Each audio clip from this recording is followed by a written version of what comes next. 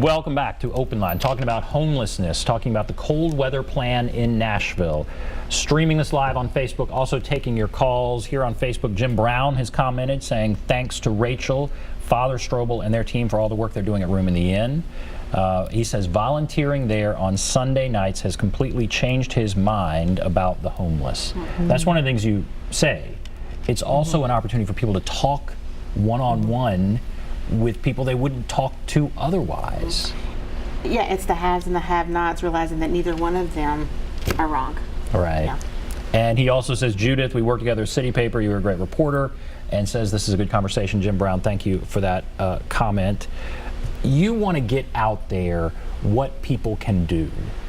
You know, what can churches do? What can an individual do? If there's somebody that has a church and maybe they're not part of Room in the Inn, or they want to expand what they're doing, and then, or an individual out there, what can people do? I think you have to start where you are. And so for some people, it's baby steps.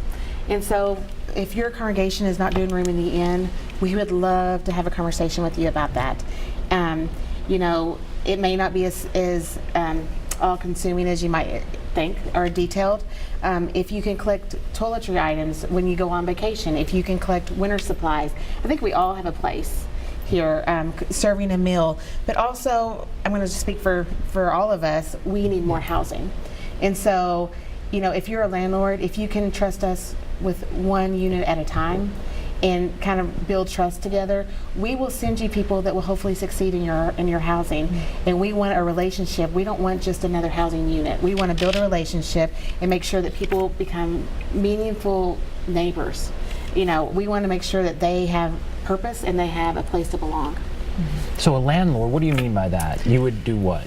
Basically, at the Homelessness Commission, we have a coordinator who works with landlords to be a support, to walk them through what we would like landlords to accept more Section 8, or more landlords to accept Section 8 vouchers. So that is actually one of the things that they can do right now.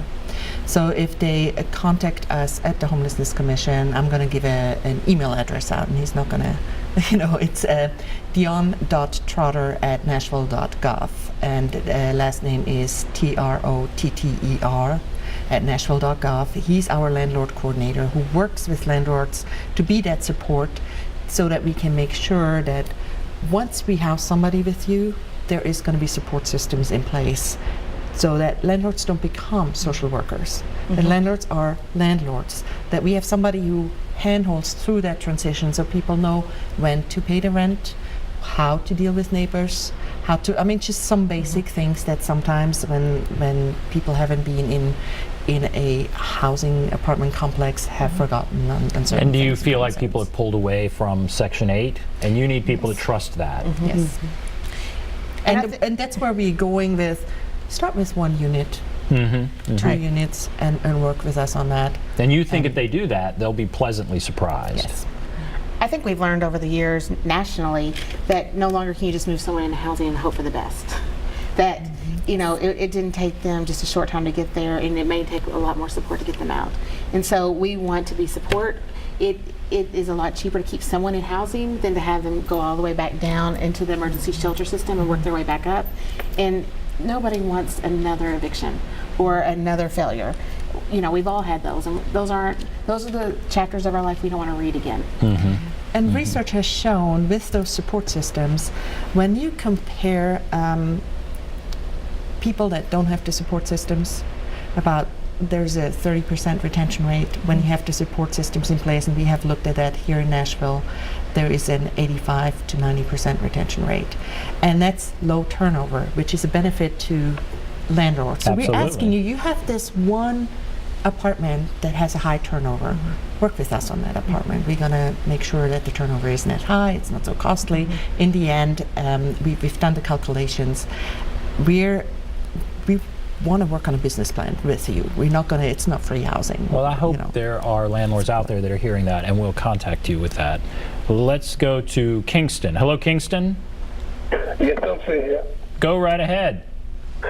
Okay, I just have a question to ask. So I've been homeless, and what do y'all do with the people that comes down here that don't live in Nashville, and then the people that stay in Nashville that don't have no place to go because there's no room. And it's no, it's nothing. So what are y'all doing for them? Are y'all trying to get them people back to their house, to their, to their state, or what? I mean, I think that's I think that'd be better, than trying to, keep them here. Okay. I also think, though, Kingston, we have a responsibility to make sure that if we do, if let's say someone comes from Huntsville, we want to make sure if we send them back to Huntsville that they're not going to be homeless there. And so our goal is to make sure that people move toward housing. And so wherever that is where we need to do it. If that's here, if it's Huntsville, we will absolutely, Travelers Aid, the Downtown Partnership, Room in the Inn, Metro Social Service, we all have offered people bus tickets. But we are not doing that to get them out of our way. We're getting them back to reunite with family members. There needs to be a check in place that the person does have a place to go. Yeah, there has to be. Yes. Because otherwise they just go there and they wind up in the homeless shelter there. Oftentimes they wind up in jail, Right. and it's just not a good thing. And I think we've all been the recipients of that happening in our city. People sending them to Nashville thinking we have much better resources, and then we're struggling with where's their birth certificate, where's their ID, where's their support system. And so why would we do that to someone else? Okay. Did you want to add anything? One of the things I wanted to add, and I'm going in a direction we haven't touched on yet. So the Homelessness Commission is really providing planning and coordination, which brings partners together and looks at how can we streamline so that when a person goes to an entry point like Room and Inn, like Metro Social Services, they will kind of get this similar type of service and really personalized and really look at what is the need of that person. So it's not a cookie cutter approach. And what we're doing is a lot of education and training housing navigators that are also people, outreach workers, social workers, people at shelters that where we really build a coordinated entry system around that streamlines. Hopefully we can chip away from how long it takes. But to do that and be successful, we do need landlords at the table and partnerships with landlords. So I'm going to come back to that point. Absolutely. I like that you're bringing that up, and I hope that people hear that tonight. Let's go to Bill. Hello, Bill. Hey there, how are you? Great. Go right ahead. Thanks for your time and taking my call, and to all the folks on your panel. And just a few comments that I wanted to make. Going on what Reverend Fuzz said, to eradicate homelessness, the Bible says that the poor will always be among us, so we can't eradicate that. That's like trying to say it's a disease, which it's not. It's a situation, like the lady said. A lot of people don't look at the homeless on the street corner. Sometimes we need to realize when somebody says, well, I don't know what they need. A homeless person needs the exact same things that you and I need each and every day.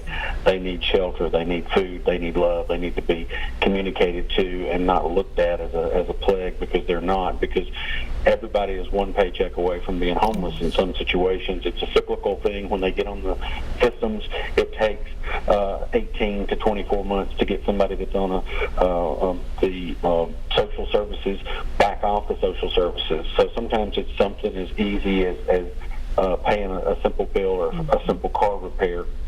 But the affordable housing, I think, is something that the government needs to look at. We're talking about putting $5 to $9 billion with a B into the transit system downtown, which is going to tear up roads for 5 to 10 years, and then by the time they get it built, it'll be outgrown. If we look at the homeless situation, we're not going to outgrow that, but we can try to help work towards it and working together. So I really think people just need to realize that, there's probably three different segments: those that can't, those that won't, and those that can, with a little bit of help. So we need to start looking at ways that we can help them, and those that can't because of mental or other disturbances or disorders, then they can't as well. But again, as God says, if you've helped the least of these, you've also helped me. So great. Okay, 30 seconds. Anybody want to comment on that? There's a lot there. Yeah, he's saying they need the same things we need. Just reach out, do what you can, show them just some common decency. I think that's a good point. All right, we're going to take a break. Why don't we take a break? We'll come back, wrap everything up, be back right after this.